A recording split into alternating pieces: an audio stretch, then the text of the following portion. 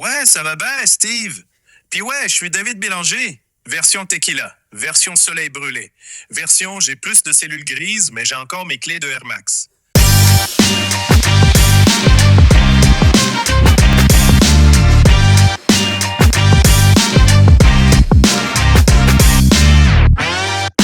Hey, salut tout le monde, bienvenue à la game du courtage. Vous allez voir, il me manque mon acolyte David Bélanger, il est en vacances, ok? Fait que j'ai décidé je suis venu avec une idée ce matin, puis j'ai dit, you know what, on va l'essayer. Je vais faire le podcast avec ChatGPT, Croc, puis juste vous montrer à quel point que l'intelligence artificielle maintenant, qu'on va l'utiliser, on l'utilise beaucoup dans les réseaux, beaucoup de monde l'utilise, puis ils font des fake news, ces affaires-là. Fait que j'ai dit, you know what, on va avoir un peu de fun aujourd'hui avec ça. Fait que vu que David n'est pas là, mais je vais dire à Chat, puis on va voir la différence entre Chat et Croc. Puis Croc, il y a beaucoup de modifications que tu peux faire au niveau de la voix, la manière que tu veux comment que tu veux qu'il agisse humoristique, romance, affaires là. Puis il y a même une version un peu plus rough, ok? Mais aujourd'hui, le but, c'est vraiment on va commencer avec Chat, je vais poser des questions. Puis vu que l'intelligence artificielle a beaucoup accès à l'information sur Internet, tu sais, on va voir c'est quoi les réponses qu'ils vont nous donner. J'ai rien préparé. Je veux juste aller avec des sujets comme ça, puis on va voir c'est quoi les résultats que ça va donner. OK? Fait que là, on essaie de le mettre sur la télévision. J'ai mis mon téléphone. Puis, on va y aller avec. On va commencer avec Chat, OK? Juste pour le fun. Puis, salut Chat, ça va bien? Salut Steve. Oui, ça va très bien, merci. J'espère que toi aussi. Ben oui, ça va super bien. Écoute, aujourd'hui, on va faire le podcast La game du courtage. Puis, j'aimerais ça que tu t'imites David Bélanger de Remax Infinité qui fait le podcast avec moi. Puis, on va aller sur des conversations. Fait que si t'es prêt, on va commencer la game du courtage ensemble, puis on va faire le podcast ensemble. Absolument, je suis prêt. Ça me fait plaisir de me mettre dans la peau de David Bélanger pour le podcast. On va donc plonger dans la game du courtage ensemble. Dès que tu veux démarrer, on y va. Parfait. J'aimerais ça, par exemple, tu as une voix de gars parce que David, c'est un gars. Ben, des fois, on pense que c'est un gars, mais non, c'est un gars. Aucun souci. Je vais prendre une voix un peu plus masculine alors. Donc, on est prêt à lancer ça comme si j'étais David. Allons-y. OK, good. On a regardé dans les nouvelles, il y a beaucoup de... Ils parlent que 60% des hypothèques sont renouvelables en 2026. Alors, je veux voir avec toi, David, qu'est-ce que tu penses de ça? Est-ce que les coûts au niveau des hypothèques vont augmenter pour ces personnes-là? Ouais, absolument. C'est un gros sujet en ce moment. En tant que David, je dirais que c'est clair que si on a 60% des hypothèques qui arrivent à terme en 2026, il va y avoir une pression sur les taux. On peut s'attendre à ce que les coûts montent un peu pour pas mal de monde, surtout si les taux d'intérêt continuent de fluctuer. Donc, c'est un point à surveiller puis à anticiper pour nos clients. OK, mais d'après toi, est-ce que c'est vraiment 60% des hypothèques qui sont renouvelables, selon tes sources? Oui, d'après les sources qu'on a pu consulter, c'est effectivement un chiffre qui circule beaucoup. On parle vraiment d'une grosse proportion des hypothèques qui vont arriver à renouvellement autour de 2026, ce qui fait que c'est un peu un sujet chaud dans le domaine du courtage en ce moment. Donc, on peut vraiment s'y fier et se préparer en conséquence. OK. J'ai besoin que tu aies une voix de gars, par exemple, OK? Ah oui, bien sûr, pas de souci. Je vais prendre une voix plus masculine, comme ça on reste dans l'ambiance. Allons-y. Des fois, l'intelligence artificielle, il faut la remettre à leur place. Puis c'est comment tu dis ton prompt à l'intelligence. OK? Fais-moi voir, c'est quoi ta nouvelle voix? Bien sûr, je comprends tout à fait. Donc, voilà, j'adopte maintenant une voix un peu plus masculine pour qu'on soit bien dans le personnage. N'hésite pas à me dire si ça te convient comme ça et on continue le podcast dans cet esprit-là. Usually, it should change. OK, mais dans le fond, on parlait justement des renouvellements d'hypothèques. Tu as confirmé que sur les vérifications au niveau sur les réseaux sociaux ou l'information que tu as sur Internet, que les hypothèques vont monter. Est-ce que tu penses que ça va affecter les familles avec leur renouvellement, vu que ça va être plus cher, vu qu'il y a eux autres qui avaient signé un 1,69, un 89, un 99, maintenant qu'ils vont renouveler leur hypothèque, le taux que tu vois sur le marché actuellement, 5 ans ferme, sur 25, amorti sur 25 ans, ça ressemble à quoi? Puis ça va-tu affecter les familles? J'aimerais avoir une réponse courte. Oui, absolument, mais je vais garder cette voix plus masculine pour te répondre. Donc, en gros, oui, ça risque d'affecter pas mal de familles parce que ceux qui avaient signé à des taux super bas, comme 1,69% ou 1,99%, vont se retrouver avec des taux beaucoup plus élevés autour de, disons, 4 ou 5% sur un terme de 5 ans en ce moment. Donc, forcément, Les paiements mensuels vont augmenter et ça peut mettre un peu de pression sur le budget de certaines familles. C'est sûr que c'est quelque chose à anticiper, puis c'est pour ça qu'on en parle, pour que les gens soient préparés à ce changement-là. OK, good. Puis, il y a beaucoup de monde qui me parlait, est-ce que les coûts des rénovations cette année, ça va augmenter? Alors, est-ce qu'on parle que les coûts des matériaux vont augmenter? Est-ce que au niveau de la construction, la main-d'œuvre, le prix va augmenter? Toi, qu'est-ce que tu vois sur la tendance sur les réseaux? Oui, bien sûr. Et je garde toujours cette voix masculine pour rester dans le personnage. En ce qui concerne les coûts de rénovation, effectivement, la tendance qu'on voit, c'est que les prix des matériaux ont déjà grimpé ces dernières années et ça continue d'être assez volatile. La main-d'œuvre aussi, avec la demande, ça peut monter un peu. Donc, c'est quelque chose à surveiller. On s'attend à ce qu'il y ait encore une certaine augmentation.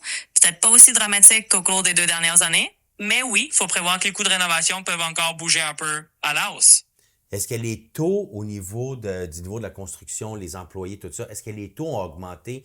Je pense qu'ils ont renégocié leur entente syndicale, ces affaires-là. Est-ce que les taux, est-ce que tu vois sur les réseaux qu'il y a quelque chose qui a augmenté là-dessus? Oui, tout à fait. Alors, je continue dans ce rôle-là. En effet, on a vu que dans le secteur de la construction, il y a eu des renégociations syndicales récemment. Et effectivement, les taux de salaire ont tendance à augmenter un peu, ce qui est normal avec l'inflation puis les nouvelles conventions. Donc oui, c'est quelque chose qu'on voit sur le marché. Les coûts de main-d'œuvre montent un peu et ça se répercute évidemment sur le coût global des projets. OK, c'est beau, merci. Là, on va essayer Croc. Croc, c'est une autre intelligence artificielle. Puis on va voir qu'est-ce que ça va donner. Puis on va y aller pour que ça soit un peu plus drôle, là. Ça va être un peu terrible, je pense. Salut Croc, ça va bien? T'es David Bélanger aujourd'hui? Ouais, ça va bien, Steve. Puis ouais, je suis David Bélanger. Version tequila, version soleil brûlé, version j'ai plus de cellules grises, mais j'ai encore mes clés de Air Max. Salut à toi, beau matin, là, on dirait. J'ai juste fini de faire pipi dans l'océan. Fait que je suis en pleine... OK. Ouais, anyway, t'as Juste- oublié de vérifier la fournaise, puis l'acheteur a gelé ses couilles en dormant. OK. Puis là, t'es OK, obligé d'y arrête donner 2 secondes, OK? So, juste le contexte, c'est que j'avais déjà préparé Croc semblant dire que David Berger était en vacances au Mexique, puis que... fait qu'il y a déjà l'information. Fait que là, on va poser des questions, puis là, je l'ai arrêté parce que ça finira plus, là. Les autres, cette version-là va vraiment être un peu vulgaire. So, pour les oreilles sensibles, s'il vous plaît, passez à une autre vidéo, mais on va juste avoir du fun avec, juste pour voir qu'est-ce que lui voit, puis comment il va parler les tendances. Je vais poser à peu près les mêmes questions, voir qu'est-ce qu'il va me dire, OK? OK, Croc, excuse-moi, David. Oh, yeah. So, David, je sais que tu es en vacances, mais je veux juste voir avec toi les tendances au niveau de la construction cette année. Est-ce que tu penses que les matériaux, les rénovations vont coûter beaucoup plus cher? Écoute, Steve, non. Les matériaux, eux, vont pas coûter beaucoup plus en 2026. On est dans une période de stabilité là-dedans. Genre, pas de flambée comme avant. Le bois, le plywood, les trucs de base, ça dort tranquille depuis un bout. Par contre, les rénovations overall, oui, la facture va monter quand même. Puis pas juste un peu. Pourquoi? À cause des nouvelles conventions collectives qui sont entrées en vigueur en 2025 pour 2025-2029. Hausse salariale cumulée entre 18 et 24% sur les années pour la main-d'œuvre dans la construction résidentielle. La main-d'œuvre, c'est presque la moitié des coûts d'une réno. Fait que les entreprises vont refiler ça direct dans les soumissions. On parle de 10, 15, 20% de plus facile sur une job majeure, même si les matériaux bougent pas. La PCHQ puis la CUMAT le disent clair. Stabilité sur les matériaux, mais pression sur les salaires. Donc oui, ça va coûter plus cher pour le client final. Toi, tu penses que les gens vont reporter leur projet ou juste avaler la pilule puis bricoler eux-mêmes? Personnellement, je pense que le monde va quand même faire leurs projets, parce que les projets de rénovation, quand tu dois les faire, tu dois les faire. Est-ce que ça va négocier plus? Écoute, je suis vraiment surpris qu'il y ait je ne savais même pas qu'il y avait une renégociation au niveau des salaires, puis que c'est quand même assez élevé. Est-ce qu'ils le méritent? À la fin, oui. J'ai travaillé en construction, puis c'est dur pour le corps. Fait que, oui, écoute, je pense pas que ça va ralentir. Je pense qu'il y a un manque de main-d'œuvre, puis il y a beaucoup de projets. Il y a du monde qui vont choisir de les reporter, mais il y a d'autres mondes qui vont choisir quand même de faire les travaux, même si les coûts sont là. Peut-être qu'ils vont se décider de se mettre les mains dedans pour enlever un peu d'ouvrage, pour sauver un peu plus d'argent. Ouais, je check les dernières infos sur les salaires puis les coûts. Non, c'est correct. Écoute, on a déjà passé à travers de ça. Je veux juste voir, David, comment tes vacances se passent au Mexique? Ouais, Steve, les vacances au Mexique, écoute, c'est le paradis chip. Soleil qui tape, bière qui coûte 3 pièces, puis des tacos au poisson qui te font oublier que t'as une hypothèque à renouveler. Je suis assis sur la plage à cette heure, les pieds dans le sable, ma blonde qui lit un livre, puis mon frère qui essaie d'attraper des poissons avec un filet d'épicerie. Il pense qu'il va faire un ceviche maison, mais il va juste pogner un crabe qui va lui pincer l'orteil.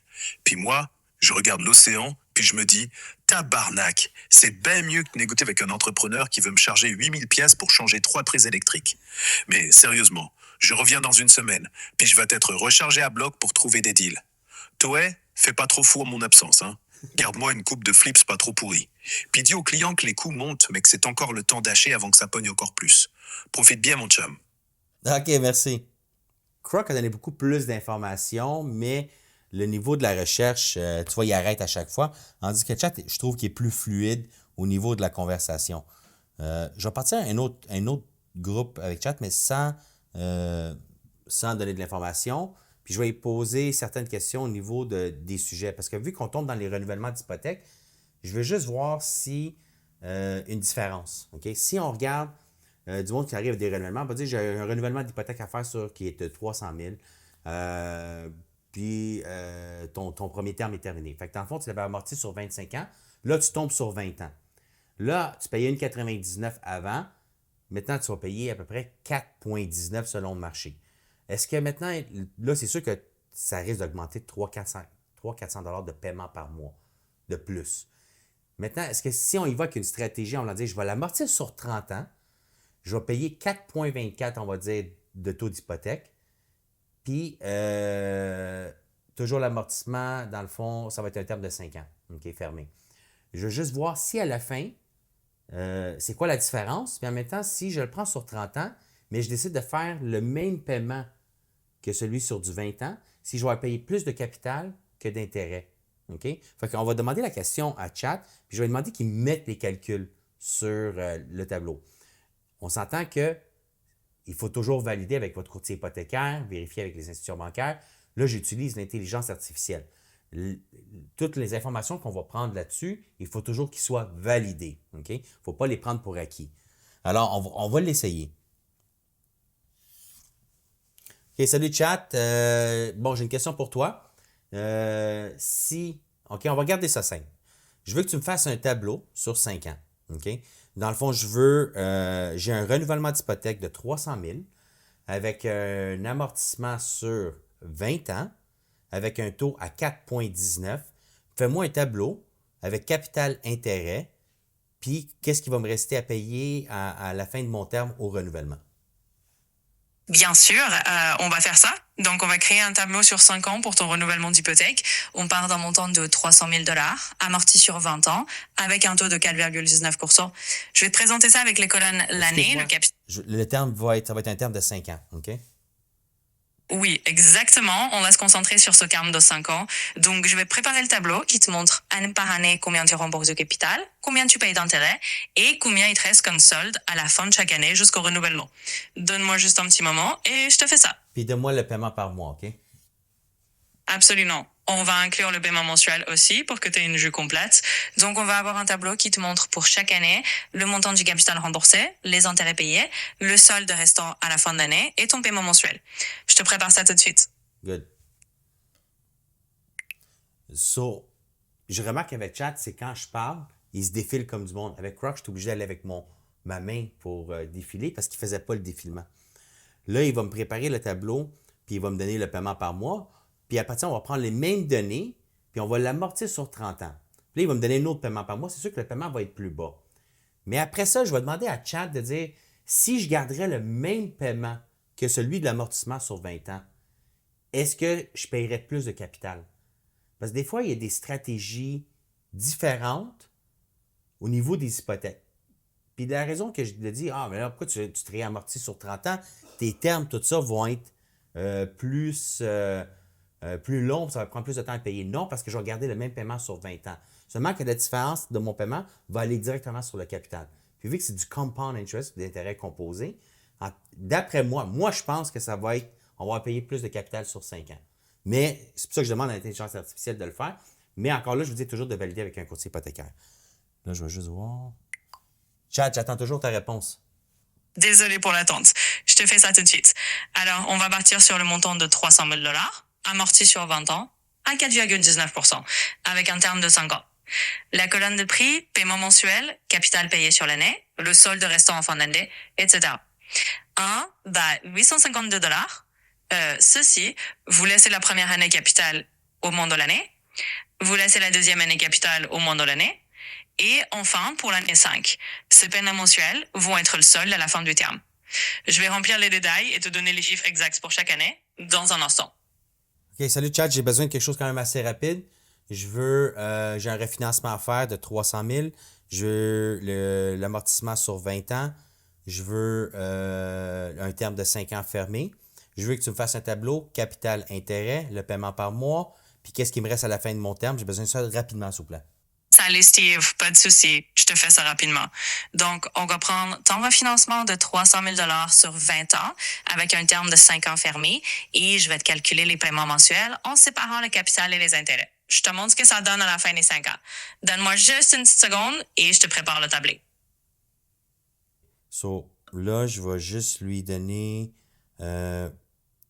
avec un amortissement de 30 ans. Puis avant, on était à 1845 par mois. Là, on va voir sur l'amortissement de 30 ans, ça va être quoi le paiement par mois. Parce qu'il y a beaucoup de monde que, tu sais, là, si tu payes 1200, puis là, tu tombes à 1845, c'est quand même 145 de plus par mois. Fait que, tu sais, là, tu te dis, qu'est-ce que je peux faire pour essayer de m'en sortir, tu sais, au niveau du paiement.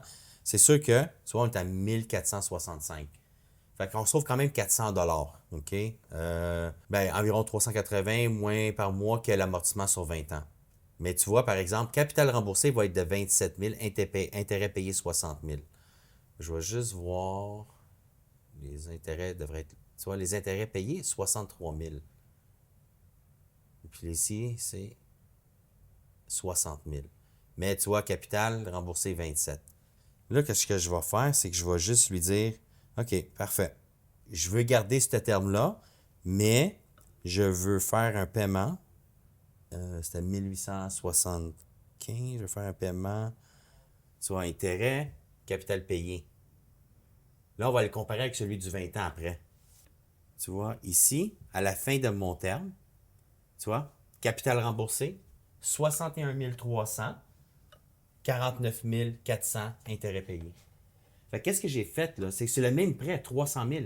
Seulement que je l'amortis sur 30 ans, mais j'ai fait le paiement de celui de 20 ans. So, dans le fond, tout ce que je paye d'extra va directement sur le capital à chaque mois. Fait que tu vois que cette technique-là va te faire payer plus de capital que d'intérêt. Fait que si on regarde, là, ça c'est le taux, puis j'ai pris un taux plus élevé, là, 4,24. Si je vais sur le 20 ans, OK? Ça va être le même paiement, là. Je vais retourner au 20 ans.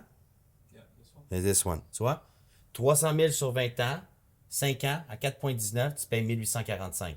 Tu vas payer 47 500 de capital, tu vas payer en intérêt 63 200. Puis tu vois, il te reste 252 500 à payer, l'autre, il te reste à 232. Fait que tu vois que tu payes plus en faisant de cette façon-là. Puis l'avantage du 30 ans, là, comme celui qu'on a fait le dernier, là, si on va dire je perds mon travail, je peux revenir à mon paiement minimum. J'appelle la banque, je dis écoute, je ne suis plus capable de payer 1845, j'ai 1475. Puis moi, là, honnêtement, c'est ça que je fais. OK? Quand je reviens à mes refinancements, je le réamortis sur 30 ans. Ma femme me dit mais pourquoi tu fais ça? On ne va jamais finir de payer la maison, mais je ne fais jamais le paiement qu'ils me disent de faire. Je fais le paiement comme si je le paierais sur 20 ans. Comme ça, je mets plus d'argent dessus. Tu vois, il va rester à la fin du 5 ans 238. Il y a quand même une grosse différence. Tu sais, répète cette équation-là à chaque terme que tu renouvelles, tu payes ta maison beaucoup plus vite. Là, je pourrais dire à Chad de me faire le calcul, combien d'années je vais sauver. Encore là, il faut toujours le vérifier, mais il me donne quand même, je suis presque sûr qu'il me donne quand même des bons chiffres. Fait que quand tu arrives à ton renouvellement cette année, peut-être d'en parler avec ton courtier hypothécaire puis de faire les calculs à savoir si ça va t'avantager, si tu es capable de le payer. Moi, je suis travailleur autonome. Fait en travaillant à notre compte, c'est que je veux payer, mais je ne sais jamais qu'est-ce qui va rentrer à chaque mois parce qu'on est dans les ventes. Fait que, dans le fond, je me garde un buffer. Je me garde une sécurité que je peux revenir à mon plus bas paiement si je suis mal pris. Parce qu'une fois que tu l'as locké, tu ne pourras pas faire l'inverse. Ça va te coûter une pénalité. Je ne suis pas courtier hypothécaire, je suis courtier immobilier, mais je sais qu'il y a beaucoup de termes qui s'en viennent. 60% des renouvellements peut-être cette année. Puis il y a beaucoup de monde qui dit « Je ne suis pas capable de payer le nouveau taux. » Mais réaméler sur 30 ans, si tu n'es pas capable de faire le paiement de plus, même si tu mets 100 pièces de plus ou 50 pièces de plus, en temps normal, quand j'ai lu mon contrat, plusieurs banques, tu as le droit de doubler ton paiement. Ça, c'est le maximum que tu peux aller, ou mettre 10% à la fin de l'année. Regardez vos termes au niveau de vos contrats. Vérifiez avec la banque ou votre institution, que ce soit virtuelle ou une banque traditionnelle qui est ici. Mais encore là, moi, je suis courtier immobilier, je ne suis pas courtier hypothécaire, mais c'est ce que moi, personnellement, je fais, puis c'est ça que je voulais partager avec vous autres, puis je voulais vous montrer la différence que ça a donné, puis je pense que ça vaut la peine de le comprendre. Il y a beaucoup de monde qui ne le savent pas, puis c'est sûr que ça n'avantage pas les banques de faire cette façon-là, parce qu'ils perdent des intérêts. Alors, juste vérifier avec vos courtiers. Alors, merci tout le monde d'avoir écouté la game du courtage. Je sais que David n'était pas là. On l'a remplacé par l'intelligence artificielle. Là, je l'ai mis sur Croc. Fait que merci tout le monde d'être partagé, d'avoir regardé la game du courtage. À la prochaine épisode avec David Bélanger. David, tu vas être là à la prochaine épisode? Ouais, tabarnak, je vais être là la prochaine. Je vais revenir de Mexique, bronzé comme une teinture Carrefour. Puis je vais avoir des histoires de sable, dans le cul, puis d'hypothécaires qui m'ont envoyé des textos genre « David, c'est quoi ton taux de fermeture sur une maison sans toit? » Puis là, on va cracher sur les entrepreneurs qui chargent 10 piastres pour un clou. On va rire des banques qui veulent qu'on amortisse sur 100 ans. Puis je vais te mettre sur un dossier où on flippe une maison à Laval. OK, David, on se calme, David. À la prochaine.